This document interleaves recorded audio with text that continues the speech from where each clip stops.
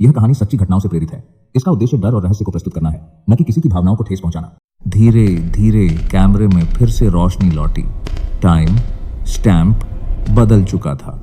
12:40 से सीधा 1:12, जबकि टीम को लगा था सिर्फ कुछ सेकंड गुजरे हैं। अजय की सांस तेज थी, कान में अजीब सी सीटी गूंज रही थी। राजू, राजू! उसने पीछे मुड़कर पुकारा। राजू! सिर्फ टॉर्च की मध्यम रोशनी और सुरंग की दीवारों से टपकता पानी। अचानक कैमरा जमीन की तरफ झुका।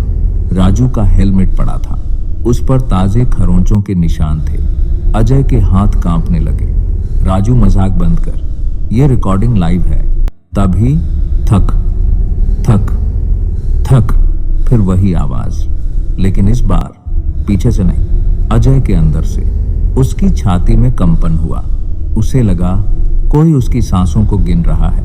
दीवार पर लगे पुराने लोहे के हुक अचानक हिलने लगे, जैसे कोई अदृश्य चीज उन पर झूल रही हो। और तभी सामने की दीवार पर 40 चेहरे उभर आए। सूखी आंखें, फटी हुई खाल, और सबकी जुबान एक साथ हिली।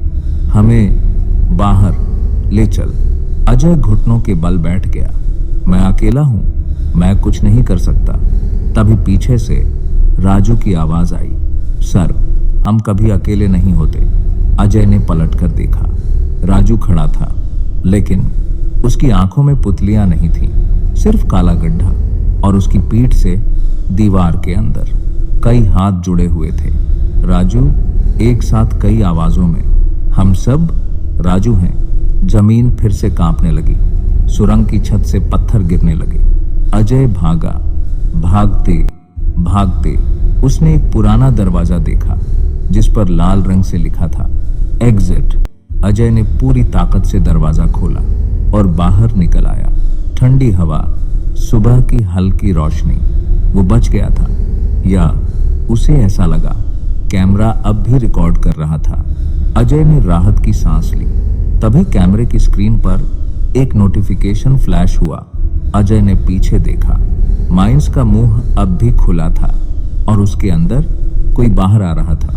लांबी देहर माइंस कभी किसी को जाने नहीं देती, वो सिर्फ किसी और को बाहर भेज देती है।